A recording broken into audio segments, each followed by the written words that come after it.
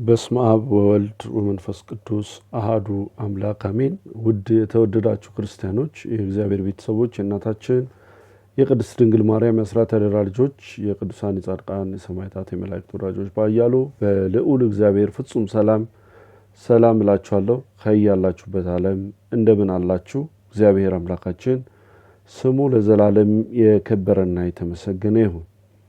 ኦርቶዶክሳዊ መንፈሳዊነት ወይም መንፈሳዊ ሕይወት በሚል ርዕስ አንዳንድ የእግዚአብሔር ቃላቶችን እንማራለን። ለሕይወታችን እግዚአብሔር ያለውን ይሰጠናል። መንፈሳዊነታችን ምን ያህል ከፍ ማለት እንዳለበት በዚህ ባለንበት ጊዜ ላይ በመንፈሳዊ ሕይወት ከፍታ ውስጥ እንዴት መኖር እንዳለብን የምንማርበት የትምህርታችን ርዕስ ነው።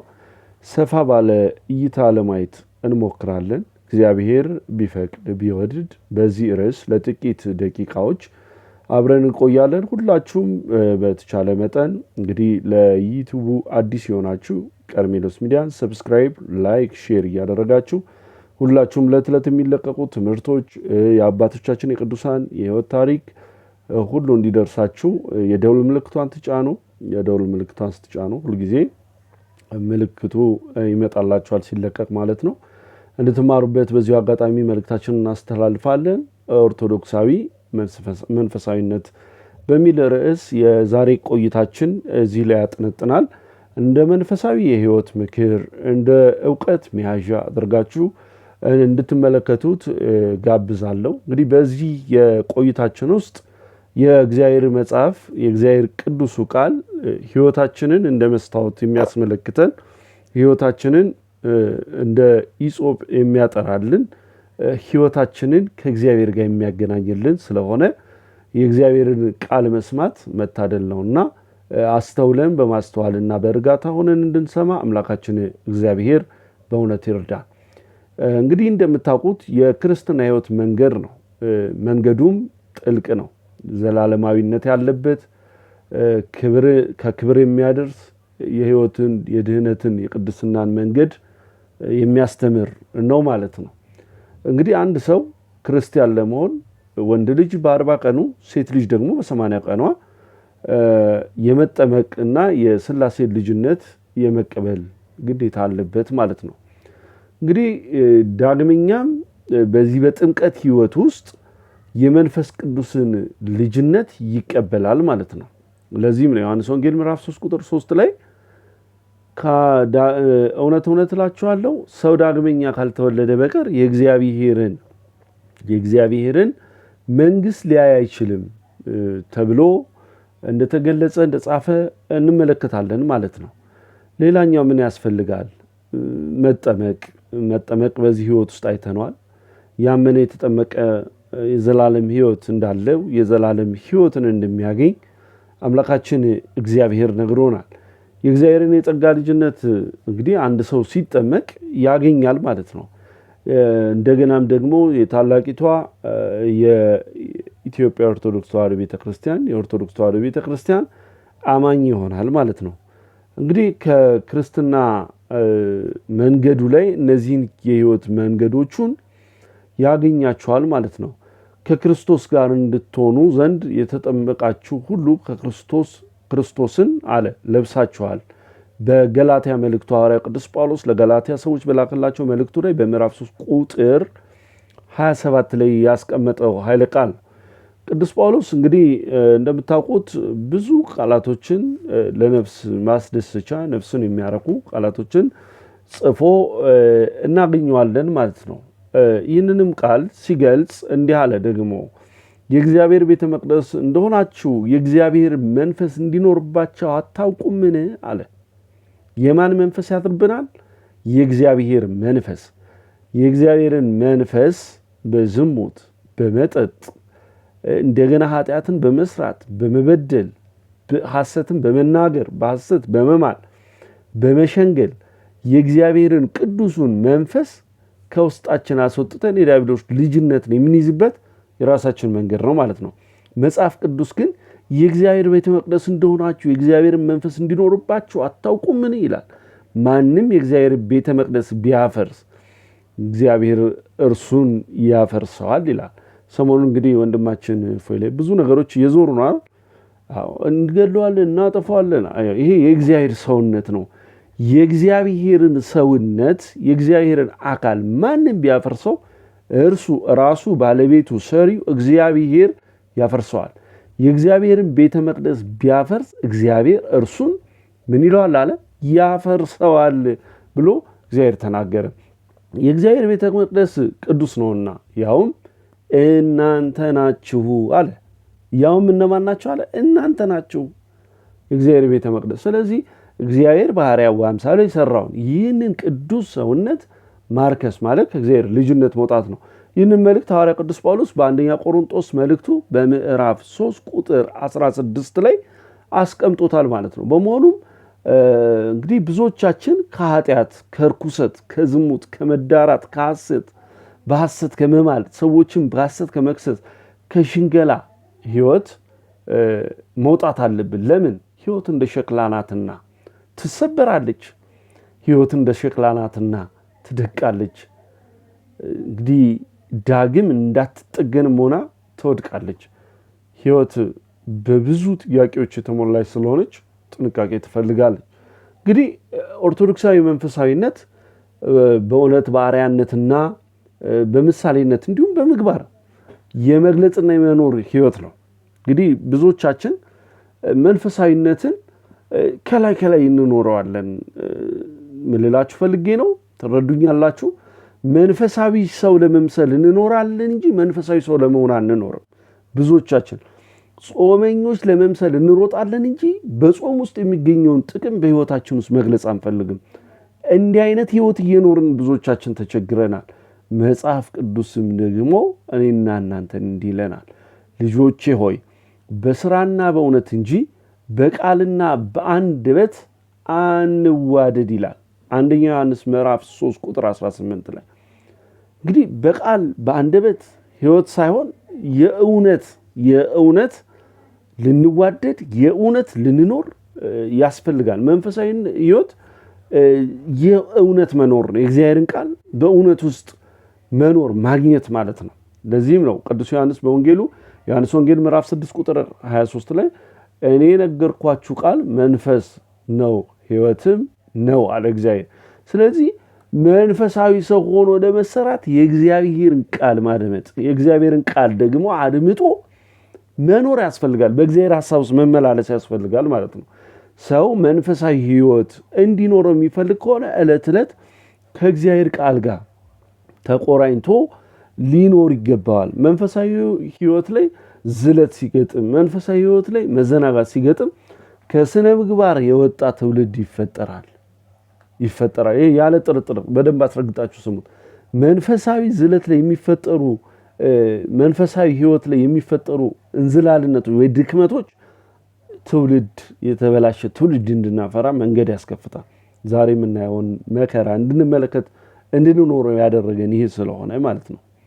ቁጠኛ ትውልድ ይበዛል። ብስጩ ትውልድ ይበዛል። ተስፋ የሚቆርጥ ትውልድ ይበዛል። መንገዱን የሳተ ትውልድ ይበዛል። አምላኩን የረሳ ትውልድ ይበዛል። በሰው የሚደገፍ ትውልድ ይበዛል። ሰውን የተደገፈ ትውልድ ደግሞ ይወድቃል። ምክንያቱም ሰው ሁሉ ተስፋ ሊያደርገው የሚገባ አምላካችን ቅዱሱን ልዑሉን እግዚአብሔርን ነው። ሰው ሁሉ ማዳኑን ሕይወት የሆነውን ክቡር ሥጋው ቅዱስ ደሙን የሰጠውን አምላኩ እግዚአብሔርን ተስፋ ሊያደርግ ይገባል። የሚጠብቀን የመለየትን ሕይወት እንግዲህ ከመጥፎ ነገሮች የመለየትን ሕይወት የሚሰጠን በቅድስና ስፍራ እንድንመላለስ የሚያደርገን እግዚአብሔር ስለሆነ፣ ስለዚህ የእግዚአብሔርን ሐሳብ አንድ ሰው ሊመረምርና ሊከተለው ይገባል። አንዳንዴ ደግሞ ይሄ በማስመሰል ሕይወት ውስጥ መንፈሳዊነትን በማስመሰል ሕይወት ውስጥ የተሰለፉ ሰዎች ደግሞ አሉ። የማስመሰል ሕይወት የሞላባቸው በቃ እሱ እኮ መንፈሳዊ ነው፣ ወይኔ እንደሱ እኮ ቤተክርስቲያን የሚመላለስ ሰው የለም እንዲባሉ የሚፈልጉ ሰዎች አሉ። እግዚአብሔር እንዲህ ይላቸዋል፣ የእግዚአብሔርን እውነት ሐሰት አድርገውታልና ተዋርደው ፍጥረቱን አምልከዋልና ሁሉን የፈጠረውን ግን ተዉት፣ እርሱም ለዘላለም ብሩክ አምላክ ነው። አምላካችን እግዚአብሔር እንግዲህ ለሰዎች ይታያሉ ብዙዎች። ከዛስ በኋላ አምላካቸው እግዚአብሔርን ሽፋን አድርገው ግን ለዓለም የተንበረከኩ ለዓለም የሚሰግዱ ገንዘባቸው አምላካቸው አድርገው ይሳሉ፣ እግዚአብሔርን የረሱ የፈጠራቸውን አምላክ የተዉ ብዙ ትውልዶች አሉ። እግዚአብሔር በእውነት አይነ ልቦናችንን ካላበራ እኮ ዘንድሮ የምንሄደው መንገድ ሁሉ ከባድ ሆኖብናል። ስለዚህ እግዚአብሔር አምላክ አይነ ልቦናችንን ያብራል። እንግዲህ መንፈሳዊ ሕይወት ተጋድሎ አለው። መንፈሳዊ ሕይወት ብዙ መከራዎች አሉት። የምንቀበላቸው እያንዳንዱ መከራዎች ግን ጽናቶች ናቸው። ለዚህ ነው መበርታት፣ መጠንከር፣ በሕይወት መራመድ ያስፈልጋል። እንግዲህ ኦርቶዶክሳዊ የሆነ ሰው በእምነቱ ጸንቶ በምግባሩ የሚያድግ ሰው ነው። በደንብ ደግሞ አለው ስሙት ይንቃል። ኦርቶዶክሳዊ የሆነ ሰው በእምነቱ ጸንቶ በምግባሩ የሚያድግ ሰው ነው። በእምነቱ ጸንቶ በምግባሩ ካላደገ ይህ ኦርቶዶክሳዊ አይደለም። ምክንያቱም ኦርቶዶክሳዊነት እድገት፣ ለውጥ፣ ህይወት ነው። እንዴት? አባቶቻችን ቅዱሳን መመልከት ይቻላል። ሐዋርያትን መመልከት ይቻላል። ጌታችንን ተመልከቱ። ከጌታችን የተቀበሉትን የአስተምሮን ህይወቱን ሁሉ እንደ አቅማቸው መኖር ጀመሩ። እግዚአብሔር መንፈስ ቅዱስም ረዳቸው፣ እነሱም ጸኑ። እግዚአብሔር መንፈስ ቅዱስ በእኛ ላይ እንዲኖር በተግባር ክርስትና እንድንኖረው እንዲያደርገን ንጹህ ሰው ሆኖ ራስን በመንፈሳዊ ህይወት ዕለት ዕለት በተጋድሎ ጸንቶ ማኖር የተገባ ነው ማለት ነው። እንግዲህ ሃይማኖተኛ ወይም የሃይማኖት ተከታይ ሰው መሆን ብቻ ዋጋ እንደሌለው እንደተረዳችሁ ተስፋ አደርጋለሁ። ሃይማኖተኛ ብቻ መሆን፣ የሃይማኖቱ ተከታይ ሰው ብቻ ሆኖ መረማመድ ምን ይጠቅማል? ምንም። ሃይማኖተኛ ሆኖ መኖር ግን ይጠቅማል። በእምነት መግለጥ፣ ስራን በስራ መገለጥ፣ እንደ መብራት ማብራት መገለጥ። ሃይማኖት በስራ በምግባር የምትገለጥ ስለሆነች ካልተገለጠች ከንቱ ነው። ለዚህ ነው ያዕቆብ በመልእክቱ በምዕራፍ 2 ቁጥር 10 ቁጥር 14 እስከ 20 ስናነብ እንዲህ ይላል፣ ወንድሞች ሆይ እምነት አለኝ የሚል ስራ ግን የሌለው ሰው ቢኖር ምን ይጠቅመዋል አለ። እምነቱስ ሊያድነው ይችላልን አለ። ወንድም ወይም እህት ራቁታቸውን ቢሆኑ የዕለት ምግብ ቢያጡ ከናንተ አንዱም በደና ሂዱ እሳት ሙቁ ጥበቡም ቢላቸው ለሰው ግን የሚያስፈልጉትም ባትሰጧቸው ምን ይጠቅማቸዋል አለ። እንደዚያም ስራ የሌለው እምነት ቢኖር በእርሱ የሞተ ነው። ነገር ግን አንድ ሰው አንተ እምነት አለ እኔም ስራ አለኝ፣ የእምነትን ከስራ ለይተ አሳየኝ፣ እኔም እምነቴን ከስራዬ አሳያለሁ ይላል። እግዚአብሔር አንድ እንደሆነ አንተ ታምናለህ፣ መልካምም ታደርጋለህ። አጋንንት ደግሞ አለ ያምናሉ ይንቀጠቀጡማል። አንተ ከንቱ ሰው እምነት ከስራ ለይቶ የሞተ መሆኑን ልታውቅ ትወዳለህ ብሎ ይነግረናል። ስለዚህ እምነትና ስራ አብሮ የሚጓዙ ነገሮች ናቸው። በእምነት ያልተገለጠ በስራ ያልተገለጠ እምነት ሙት ነው። ምክንያቱም መገለጥ አለበት። ለዚህ ነው ቅዱሳን አበው ቅዱሳን አንስት እናቶቻችን በተጋድሏቸው እናደረጉ ስንል ገድላቸው አለ። የተጋደሉበት ተጋድሎ ሐዋርያው ቅዱስ ጳውሎስ እንግዲህ የሐዋርያ ሥራ ምዕራፍ 7 ጀምሮ ስናይ ቅዱስ እስጢፋኖስ ሲወገር ድንጋይ ያዘ።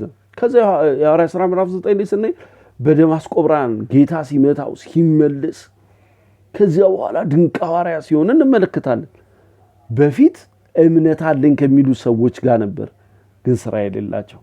በኋላ ሲመጣ ግን አምላኩን ሲያውቅና ሲረዳ እምነት ያለ ስራ ሙት እንደሆነች ሲገባው በእምነት ተገለጠ፣ ታየ፣ በስራም ተገለጠ። አያችሁ፣ እንዲህ አይነት ህይወት ነው እኔና እናንተ የሚያስፈልገን ሊኖረን የሚገባው ማለት ነው። ታላቁ ሊቅ አፈ በረከት ቅዱስ ዮሐንስ ወንጌላዊው ቅዱስ ዮሐንስ በአንደኛ ዮሐንስ ምዕራፍ 3 ቅዱስ ሐዋርያ ቅዱስ ዮሐንስ በአንደኛ ዮሐንስ መልእክቱ ምዕራፍ 3 ቁጥር 14 እስከ 17 ላይ ስናይ ወንድሞችን የምንወድ ስለሆነ ከሞት ወደ ህይወት እንደተሻገረ እናውቃለን አለ። ወንድሙን የማይወድ በሞት ይኖራል። ወንድሙን የሚጠላ ሁሉ ነፍሰ ገዳይ ነው አለ። ነፍሰ ገዳይም የሆነ ሁሉ ደግሞ የዘላለም ሕይወት በእርሱ እንዳይኖር ታውቃላችሁ አለ። እርሱ ስለኛ ነፍሱን አሳልፎ ሰጥቷልና አለ። ስለማን ነው ያለው? እዚህ ጋር ሲደርስ እርሱ ብሎ የገለጠው ጌታችን አምላካችን መድኃኒታችን ኢየሱስ ክርስቶስን እርሱ ስለኛ ነፍሱን አሳልፎ ሰጥቷልና በዚህ ፍቅር እውቀናል። እኛም ስለ ወንድሞቻችን ነፍሳችንን አሳልፈን እንድንሰጥ ይገባናል። ነገር ግን የዚህ ዓለም ገንዘብ ያለው ወንድሙም የሚያስፈልገው ሲያጣ አይቶ ያራራለት ማን ቢኖር የእግዚአብሔር ፍቅር በእርሱ እንዴት ይኖራል አለ። አያችሁ፣ መጀመሪያ መንፈሳዊነት መንፈሳዊ ሕይወት የሚያዘው ፍቅረ ነዋይን አውልቆ በመጣል ገንዘብን መውደድ ማለት ነው። ገንዘብን የሚወድ ሰው እንደ ይሁዳ አምላኩንም ቢያገኝ አሳልፎ ይሸጣል ማለት ነው። ስለዚህ በዚህ ሕይወት ውስጥ እንዳንሄድና እንዳንጓዝ ቅድስት ቤተክርስቲያን እናታችን ታስጠነቅቀናለች ማለት ነው። እንግዲህ ገንዘብ ጣዖት ነው እንደምታውቁት። ከአምላክ እቅፍ ያስወጣል። አምላካችን እግዚአብሔርን ያስረሳል። ወንድማችን ቢርበው ገንዘብ ከወደድን አናልብሰውም፣ አናበላውም፣ አናጠጣውም። እህታችን ቢርባ ብትራቆት ምንም አይመስለንም። ለምን? ገንዘብ ስለወደድ። ያዕቆብ ግን በምዕራፍ 2 ቁጥር 12-17 ላይ ወንድም ሆይ እህት ራቁቷን ብትሆን የዕለት ምግብንም ቢያጡ ካንተ አንዱም በደና ሂዱ እሳቱን ሙቁ ጥገቡም ቢላችሁ ለእውነት ግን የሚያስፈልጉትን ባትሰጧቸው ምን ይጠቅማቸዋል? እነዚሁ ስራ የሌለው እምነት ቢኖር እርሱ የሞተ ነው ብሎ እንደተናገረው ማለት። ስለዚህ ኦርቶዶክሳዊ የሆነ በእውነተኛ ሃይማኖት የማመን እውነታ ይህ ነው ማለት ነው። ቅዱስ ይሁዳ አንዲት መልእክት ጽፏል። ይሁዳ መልእክት ምዕራፍ 1 ቁጥር 3 ላይ መንፈሳዊነት ማለት በመንፈሳዊ ሰው መሆን ማለት ነው። እንግዲህ መንፈሳዊ ሰው ሆኖ መገኘት ማለት ነው። ስጋዊ ምኞትን መግደል መቅበር ማለት ነው። እግዚአብሔር ለስጋዊ ሰዎች ለኔና ለእናንተ እንዲህ ይለናል። በአንደኛ ቆሮንቶስ መልእክቱ ሐዋርያ ቅዱስ ጳውሎስ ምዕራፍ 2 ቁጥር 14-15 ስናይ እንዲህ የሚል ቃል አለ። ለስጋዊ ሰው የእግዚአብሔር መንፈስ ነገር ሞኝነት ነውና አለ። በገዳም መኖር፣ መራብ፣ መጠማት፣ ስለ ስሙ መሰደድ፣ መገረፍ፣ ጾማችን በቃ እርሱ ጾሟል እያሉ ይመጻደቋል። እርሱ ጾሟልን አባቶቻችን በገዳም ሆኖ ዕለት ዕለት ሲጸልዩ ይሄ ሞኝነት የሚመስላቸው ሰዎች አሉ። ይህ ግን ሞኝነት አይደለም። መጽሐፍ ቅዱስ ይኸው እየተናገረ ሞኝነት እንዳልሆነ መጽሐፍ ቅዱስ እየነገረን። እንግዲህ ለስጋዊ ሰው የእግዚአብሔር መንፈስ ነገር ሞኝነት ነውና አይቀበለውም ይላል። እኔ ገድላትን አልቀበልም፣ እኔ በገድል ላይ እንዴት ጻፉትን አይደል? ሞኝነት ነው አላለም። ለኛ በምንኖር እግዚአብሔርን አምን ለምንከተል ግን ሕይወት ነው። በመንፈስም የሚመረመር ስለሆነ ሊያውቁ አይችሉም። መንፈሳዊ ሰው ግን ሁሉን ይመረምራል፣ ራሱ ግን አለ በማንም አይመረመርም። በማንም ማለት ነው። ስለዚህ መንፈሳዊ ሰው ስትሮንግ ጠንካራ ሰው ሆኖ ከእግዚአብሔር ከአምላኩ ጋር ተወዳጅቶ የሚኖር ነው ማለት ነው። ለዚህ ነው ለርኩሰት ሳይሆን እግዚአብሔር በቅድስና ጠርቶናልና አለ ሐዋርያው ቅዱስ ጳውሎስ ለተሰሎቄ ሰዎች በጻፈላቸው መልእክቱ በአንደኛ ተሰሎቄ ምዕራፍ 4 ቁጥር 20 ላይ። ስለዚህ እግዚአብሔር ለቅድስና መንፈስ ምን ብሎናል? ጠርቶናልና እኔና እናንተ በሕይወት በመንፈስ ልንመላለስ ይገባናል። አምላካችን እግዚአብሔር መንፈሳዊ ሰው ሆነን እንድንኖር ይርዳን። ሕይወታችንን በበረከት ይጎብኝልን። ዩቲዩቡን ሰብስክራይብ፣ ላይክ፣ ሼር እያደረጋችሁ ቤተሰብ እንድትሆኑ መልእክታችንን እናስተላልፋለን። መንፈሳዊ ሕይወት ኖሮን ከአምላካችን ከእግዚአብሔር ጋር በእውነት በፍቅር እንድንኖር አምላካችን እግዚአብሔር ይርዳን። ወስብሐት ለእግዚአብሔር ወለወላዲቱ ድንግል ወለመስቀሉ ክቡር። ይቆየን።